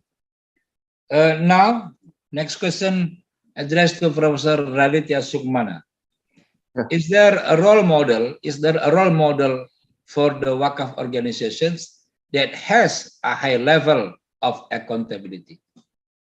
Thanks, Grandis. Okay, you talk about the Wakaf organizations which has a high accountability. Well, to the best of my knowledge, we can learn a lot in the as I mentioned, MUIS as well as Waris, Wakaf Real Estate, because Waris itself is the corporations, corporations established by MUIS, and they deals with the idle Wakaf, right? Because it's stated Waris is abbreviation from Wakaf Real Estate Singapore. So their mandate is to establish the property sector, high quality of building for the rich one, and also another Wakaf institution we can learn is JCOP, Johor Corporations, where they have the Wakaf An-Nur, So Johor Corporation is like government linked companies within the state of Johor, So they are so much concerned with developing Wakaf to beautify the city and also to establish the Larkin terminal, If you see, the Johor is the south, of Malaysia, and it's border to the Singapore. And if you look at the terminal, there is a bus terminal called Larkin, and this bus terminal is established with the Wakaf Saham. I have my video on my YouTube. You can take a look how this Wakaf Saham be used to establish the bus terminal. I think we can learn from this one, and also from MUIS, also Dr. Zainul in the Wakaf South Africa. We can learn from that one. I think those three, and also in Indonesia, maybe dompet duafa and also rumah wakaf and so on. Thank you, Pak Henry. Thank you, Professor Sukmana. Now, the question addressed to Professor Kabir Hasan again. Nazir in Indonesia can be in the form of individuals, foundations, and as I know, not yet in the form of companies. According to Professor Kabir, which Nazir is better? Individual, foundation, or company? Professor Kabir. It's a very good question. Actually, the document or my presentation, I basically presented the recently approved the Waka governance standard implemented or endorsed by AOFI. And that standard and the different aspect of it. One aspect is who can be a Nazir. I'm talking about in the context of Waka properties. And there is a provision for a juristic person. Juristic person means a company can also manage.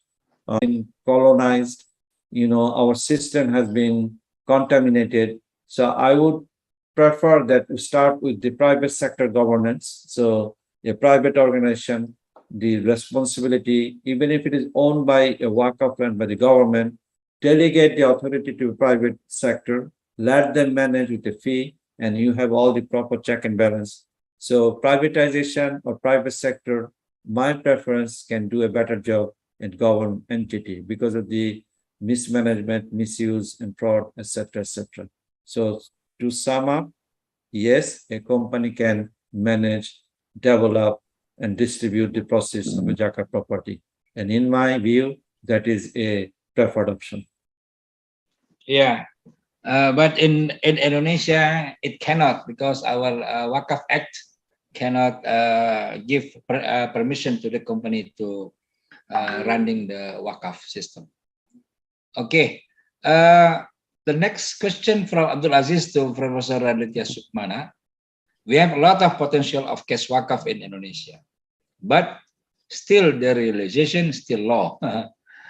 From your perspective, what are the main challenges and how to overcome the issue and how to optimize the Queswaka? Yeah, thank you. These are very good questions, Abdul Aziz. Well, I think I should direct the question to who should responsible. Yeah, for me, all of us is responsible. This is not the sole responsible of the Badan Wakaf Indonesia. No, me as a lecturer also responsible. The way I do it, I also teach Wakaf in my campus. This is exactly what I have thinking about banking. Is very much lacking behind. So the way I did is that when I teach the economic of Waqf, I asked the student, I asked the student to do a project. The project is to create just a 3 minutes video on what Waqf is, and upload in the YouTube, And I asked them, if you can find a project, a real project in which that can be, you can generate income and you can generate Waqf, cash Waqf, then I give you more marks. And there's one student, they look at the ladies, who needs a certain sewing machine, and they create a video and upload in the YouTube. So these are types of our responsibility as the lecturers. And lecturer can do many things. How to socialize the Waqf integrated with the curriculum. In the campus, we have the course of marketing, right? Or Islamic marketing. Why don't we give a chance for the students to implement the theory of marketing to raise Waqf, to raise cash Waqf? We give chance. And also our Minister of Higher Education have offer the freedom of learning. So we give a chance for the students. Also, in the bachelor in economics, they study about the feasibility study as one of the courses. So we give also chance for the students to really do feasibility study on idle Waqf land. let the student defend on their argument how this idle wakaf land should be developed for a restaurant or for mini market or for the small hotel. Let them defend on their proposal, and we as a lecturer, we criticize how they choose that options and how possible is that to be realized. So this is part of our effort, yeah, to socialize the wakaf. We should integrate with the curriculum. So basically, our challenge is about the awareness. Yeah, people are still not aware about the existence of the cash wakaf. So that's all my answer. Very nice. Pak Henry. Very nice idea, Professor Sukmana. How to marketing wakaf to the students. Okay. Now from Muhammad Adisa to Dr. Muhammad Ayub. Assalamualaikum. Yeah. My question is it Islamic to monitor the beneficiaries of zakat to ensure such money is judiciously utilized? Dr. Muhammad. Yeah, it is really interesting question, and the experience in my country it is really unique. In basic principle, if you pay zakat to any mustahiq, he or she became the owner of the money, the zakat money. He is the owner. That means he has full freedom to spend his money, utilize his money as per his choice. This is the basic principle. But if we look at the commandment of Holy Quran, that don't hand over the wealth or assets to stupid people. That means those who are not capable to handle an amount of money or asset, they need to be supervised. That is that we can learn from the Holy Quran. You see, suppose even someone may be mentally or intellectually retarded, he cannot handle his money, so he or she needs supervision. Again, someone may be engaged in drug or riba or any other haram businesses. We need to refrain from him doing all these stupid things. This is one aspect. Again, you see in most cases, particularly in the Muslim countries, most of the poor people are very little literate or illiterate. They cannot handle, they cannot make planning, they cannot do marketing rightly, they cannot do accounting, they don't have any access to banks. So this type of people also need supervision. You see, in our experience, in my organization, our strategies for zakat disbursement, we just follow the approach of group dynamics.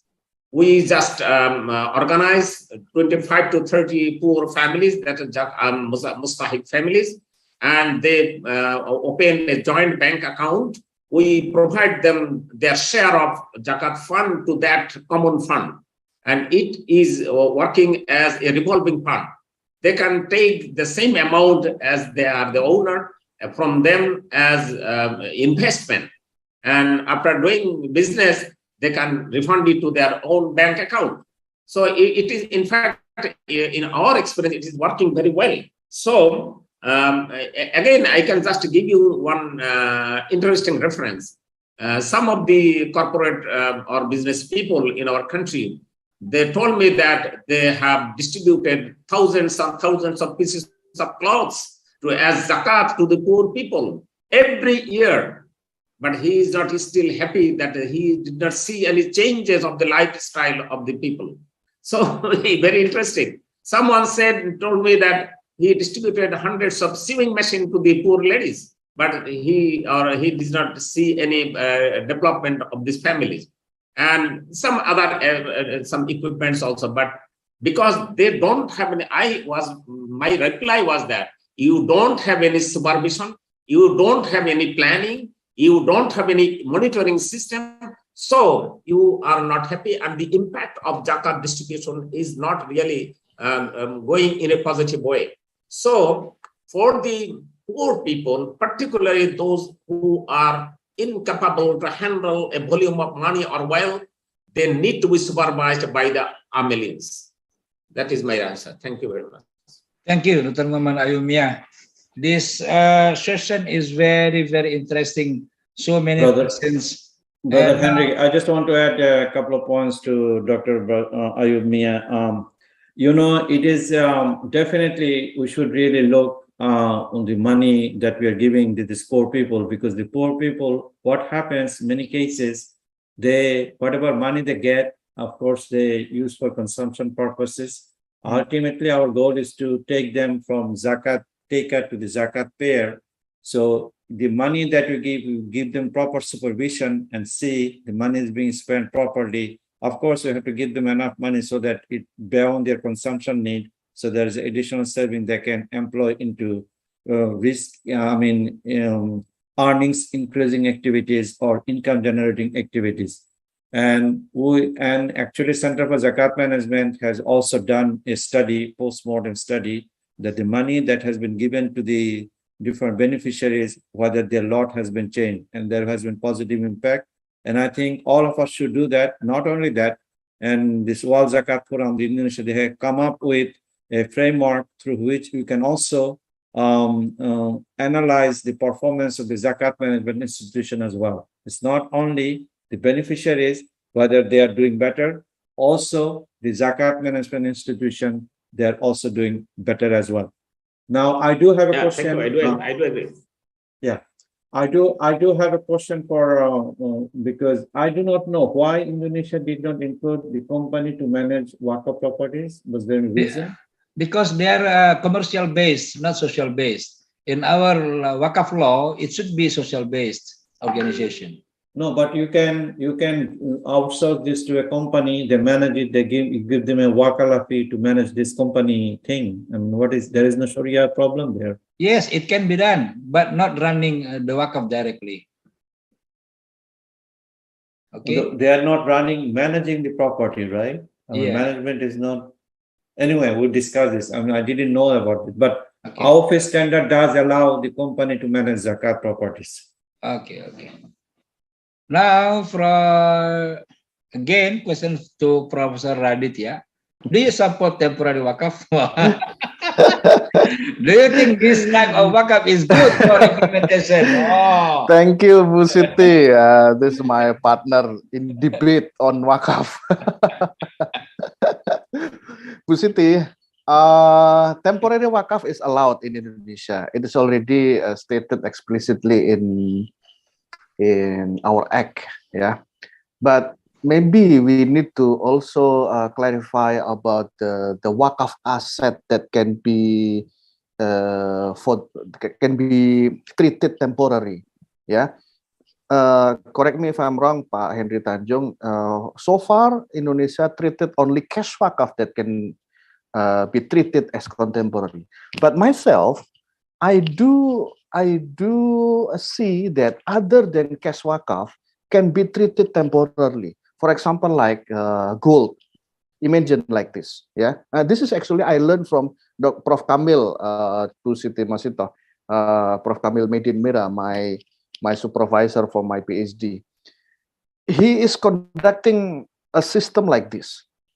For example, 1 kilo of gold, yeah, lay down years and years in the cupboard, yeah, years and years in the cupboard.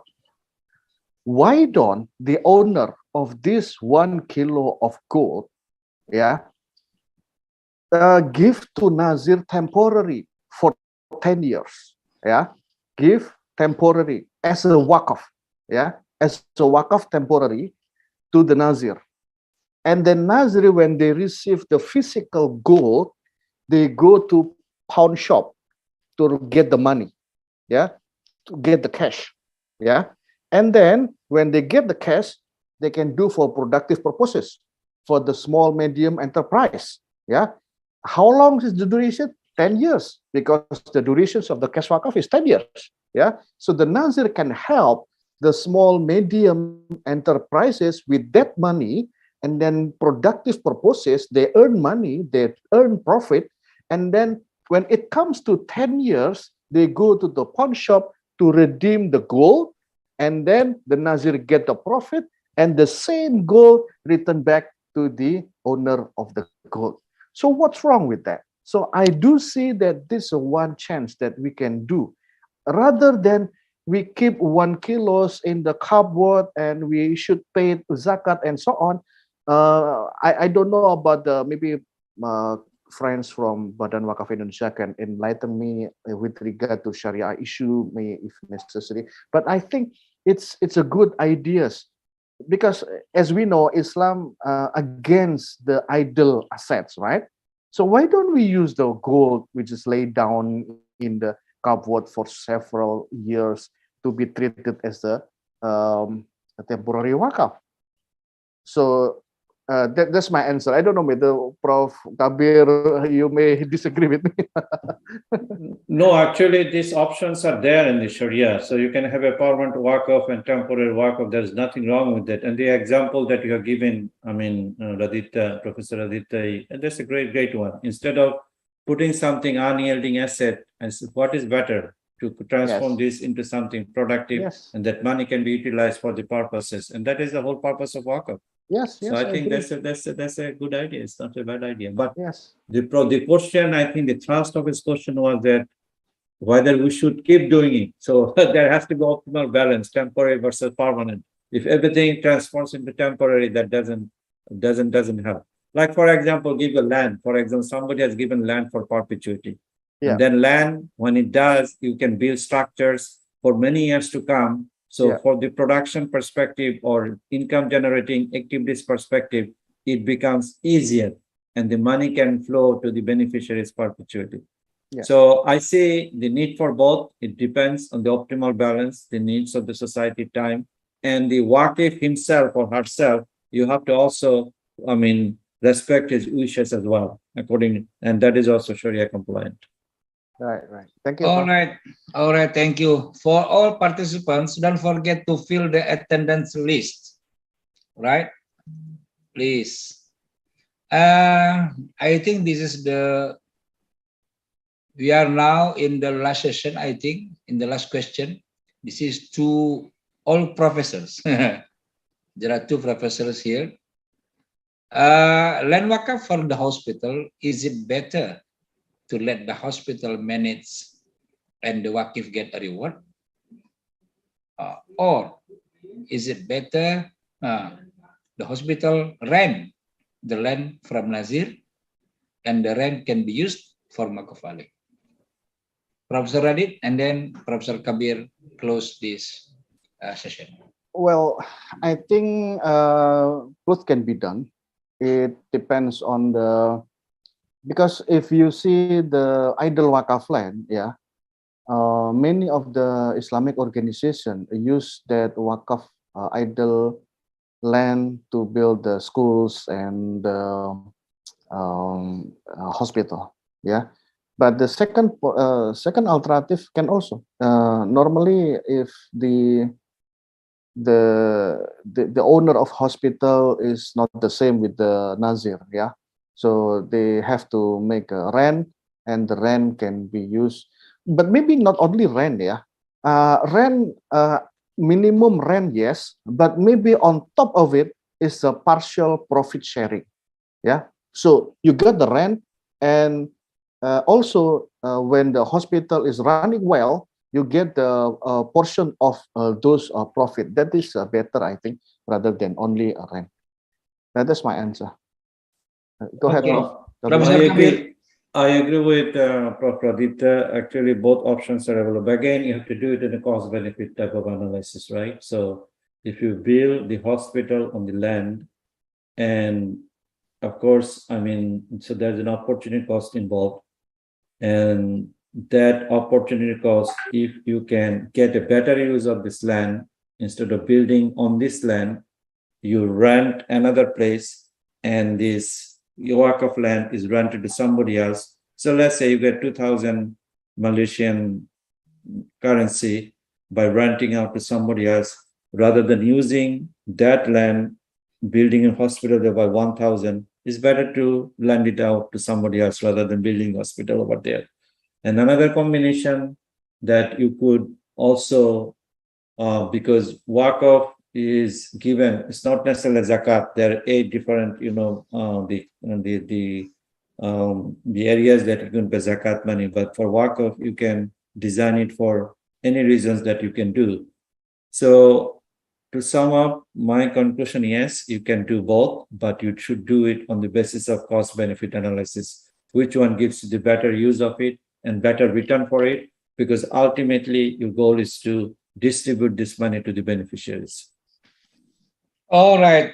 Thank you very much for all speakers. Dr. Muhammad Ayumia, Professor Kabir Hasan, Professor Radia Sukmana, for this very, very interesting. You see, no stop of questions. If I open again, I think we will until evening. Okay, now thank you for all participants, and I am as a moderator. Please forgive if there is some mistakes, especially when I went to bathroom when Professor Radit is over. Okay, now I would like to give the time and also the place to Arwah as a MC. Arwah? Thank you very much, Dr. Henry Tanjung. Yeah, thank you very much for Dr. Henry Tanjung for moderating this session. It was a very insightful session. And also thank you very much to our respected speakers who have shared their insight and their experiences with us regarding good Amil governance and good Nazir governance. Ladies and gentlemen, with that, we have come to the end of our second webinar for the WZWF webinar series Road to Leeds 2022. As we have mentioned before, this is the second webinar from a 3-webinar series. Inshallah, we will be sending the link for the third webinar series, and we hope to see everyone back in the third and final webinar series before the World Zakat and Waqaf Forum International Conference that will be held in Leeds, United Kingdom, from the 28th until the 30th of September 2022. Before we close this session, we would like to ask for Professor Dr. Zainul Bahar Noor to give his closing remarks before ending the webinar. To Professor Dr. Zainul Bahar Noor, the floor is yours. Thank you, Sister Arwah. To be honest, it's a kind of mandatory for me on behalf of the World Zakat and Waqaf Forum to appreciate highly to all the presenters and also the Master of Ceremony. Really very significant webinar that we are having so far. I would like to thank you very much for the presenters. Of the 3 prominent presenters, 1 presenter is talking about the Zakat and 2 presenters talking about the Waqaf.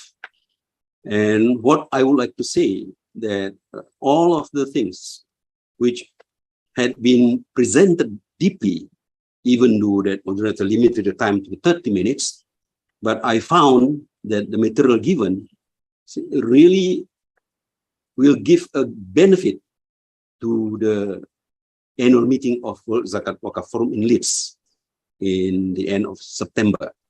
I'm telling you the truth, really, and I would like to have your permission then, if we quote each of your statements, each of your presentation, to enrich the technical notes of Zakat collecting, Zakat disbursement, and Zakat distribution, Zakat empowerment. And also 1 technical notes that we are discussing so far. We will not finish it yet. That's about technical notes, core principle for effective Waqaf operations and supervisions, good Nazir governance. What I did find from the points that you presented, that all are really necessary. Allow me then to quote just a little bit, a very short one. The things that presented by Brother Dr. Muhammad Ayub Khan. That's about the Zakat Institute, which also commented by the moderator, that we have discussed so far relating to the Zakat Institute, that we are going to have one of the things, an international global online Zakat and Wakaf Institute. I wish that all of you who are present here in this webinar would be agreed to be elected by the committee to be the professor or to be the lecturer in that online university. And another thing is that about the management system that touched by our brother, Dr. Aibia. We discussed that the other day, last week, that we have to have a standard practice, standard rules, whatever you want to say it, either SOP whatsoever, but without that standard practice or standard procedure in any Zakat organizations or Wakaf organizations, it's impossible for us then to achieve any goals that we stated beforehand.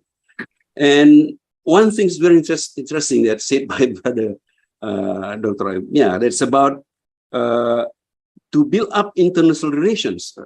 That's it. That in the empowerment of Zakat, we would like really that the empowerment of Zakat funds will empower it through the mustahik entrepreneurs that will try to lifting up the status from the small businessman to be a medium class businessman. And we would like for them then to produce any items that could be exported. So we'll try to manage the exporting goods from one country to another of the 40 members of the World Zakat Forum. And of course, we have really paid not only attention, but also put it in the technical notes about the good Amil governance. Thanks a lot, Brother Aibia. More than that you had said in your presentation, and I believe that Sister Arwa and all the secretariat of World Zakat Waka Forum have noted it. From Professor Kabir,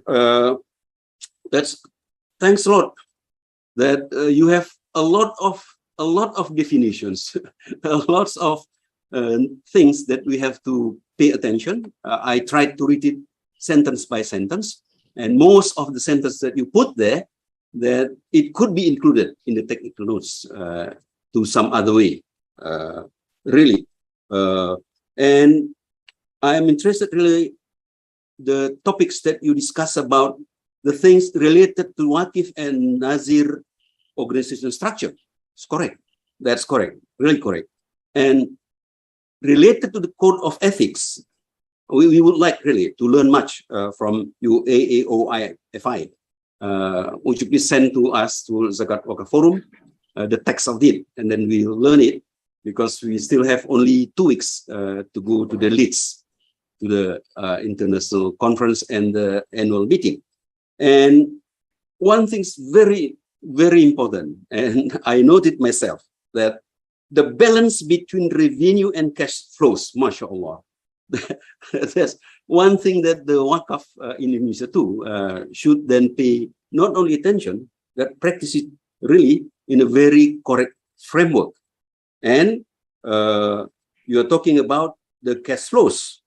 And you are talking also about remunerations. That's very important that we discuss in another web seminars. Committees that you are discussing in your presentation, that's very important. And you have described it really in very detailed and precise, for which then would like to quote it if possible. Yeah. And the general accepted accounting principle, yes, that must be in the technical notes also. And you are talking also about the transparency and disclosure and the using of external audit.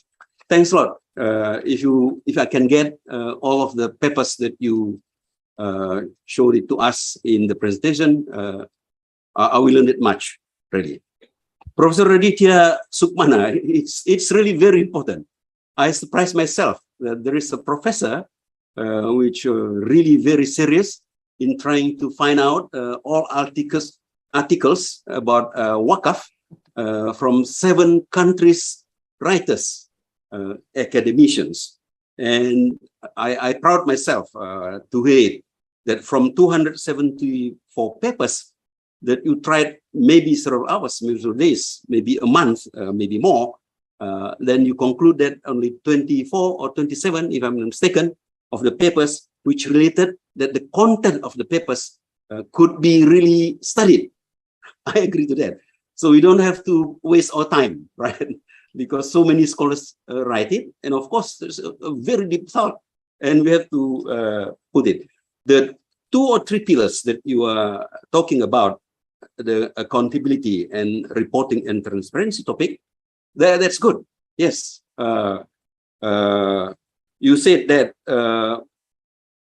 in some countries, Nazir reluctant to report to the government.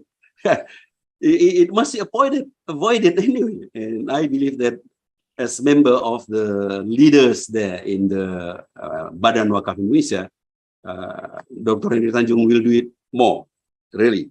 You are talking also about PSAK 112 for the Badan Wakaf Indonesia, which I believe that they have implemented well. But from our side in Basnas, the PSAK 109 is now really fully implemented. Now, about the government practices, best practices that I put really in my note, that there must be an ongoing research to update development in Wakaf issues. I agree to that. For which case, the World Zakat and Wakaf Forum, I would like to propose, and I think it will be a decision from the annual meeting in Leeds, UK, that we are going to publish a journal of Zakat and Wakaf, or we'll try another alternative. We'll try to collaborate with any universities who have already the journals, and then to try to make really a global journal for Wakaf and Zakat. And I agree that we have to think about how to strengthen the Zakat and Wakaf through any way that we can do, specifically on the research base on that. Yeah. And that's it. I have also, I discussed already about Professor Kabir's point. Thanks so much. What I would like to say, that the target of this time of webinar of World Zakat Wakaf Forum is really achieved. Not a single thing that you are presented that out of the context. So we have to thank you very much to the presenters. Believe me, that we'll try to discuss it at length and very deep in the annual meeting by presenting point by point that you described just now. Thanks so much. May I also convey the gratitude from the chairman of Badan Amil Zakat Nasional Zakat Board of Indonesia for your presence, not only presenters, moderator, and also the MC, but all participants that I counted. That's more or less 200 this afternoon. It's amazing, really. And the thing that you have given to each of us, inshallah, that we are praying to Allah subhanahu wa ta'ala that it would be really part of your big pahala, inshallah. Amin ya Rabbal Alamin. Again, thanks so much. Thanks so much, Brother Dr. Henry Tanjung, for a very beautiful, what I want to say, that very proper way to moderate the presentation from the 3 prominent presenters. And thanks for the question and answer, which is very interesting.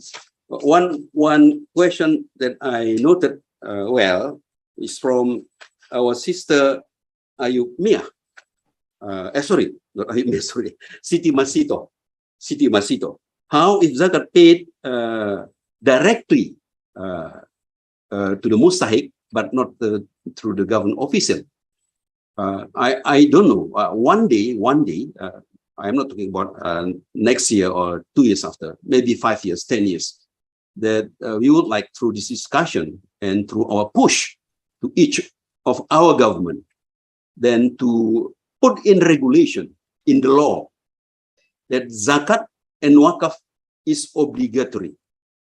By that way, then, it is impossible that someone pays zakat and then he says, this is my, pays tax, and he says to the government, I paid my tax and I gave it to the poor people.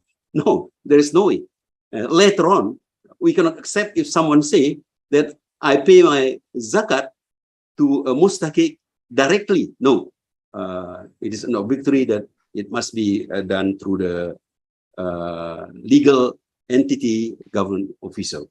One thing that I have written in one of the biggest newspaper in Indonesia, Republika, which mainly discussing in some pages discussing about the Islamic finance whatsoever.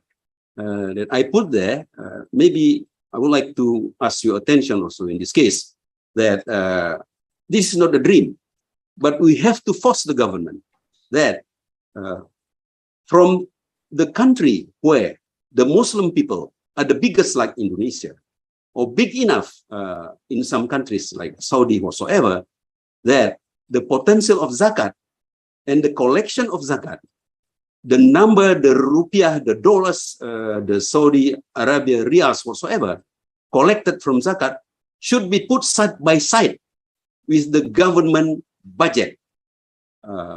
Let's make an example like Indonesia, for instance, that according to the research made by our Center of Strategic Research unit, that the potential of zakat of Indonesia in rupiah is 326.7 trillion, including zakat from the shares, for instance, that discussed before.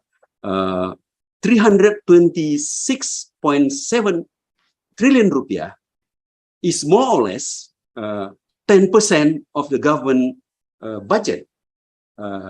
So it must be considered that by having the funds of zakat and give opportunity or give a very important task to the zakat organization, for instance, that the government body, then to deal with the elevation of poverty.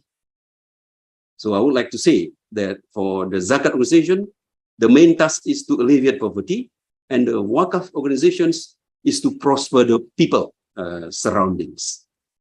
That allow me to end my my comment because I have to say something as requested by our sister Arwa. Sorry if I take so much of your time, but what I am saying now, just to show you how much that the appreciations that we have to give to each the presenters and then to the moderator and to the MC. Thanks a lot. We'll have this another webinar series and be ready for another topics in another time. May Allah really bless us together. Amin. Amin. Thank you. Amin. Assalamualaikum warahmatullahi Waalaikumsalam. wabarakatuh. Waalaikumsalam warahmatullahi wabarakatuh. wabarakatuh. Thank you very much, Professor Dr. Zainul Bahar Nur, for your closing statement. And with that, that ends the second webinar series for the WZWF webinar series Road to Leeds 2022. Ladies and gentlemen, we would also like to inform to all of you and to encourage all of you to join the World Zakat and Wakaf Forum 11th International Conference, which will be held in Leeds, United Kingdom from the 28th till the 30th of September in 2022. Unfortunately, all physical seats for the conference in the United Kingdom have been sold out, but you can purchase the seats for the conference that is held virtually. So you may click the link at leeds2022.com to purchase your tickets to the conference, which will be held on the 28th until the 30th of September 2022. Once again, we would like to thank Professor Dr. Zainul Bahar Noor as the Secretary General of the World Zakat and Wakaf Forum for both his opening and closing statements, and to our moderator for today, Dr. Henry Tanjung, and also to our speakers, Prof. Raditya Supana, and also Dr. Ayub Mia, and also Professor Kabir Hassan for their presentations and for their insightful sharings of their knowledge. Ladies and gentlemen, with that, I, Arwafila Ditya Sokta, close this event for today. Wassalamualaikum warahmatullahi wabarakatuh. Waalaikumsalam. Thank you, Professor Kabir Hassan. Thank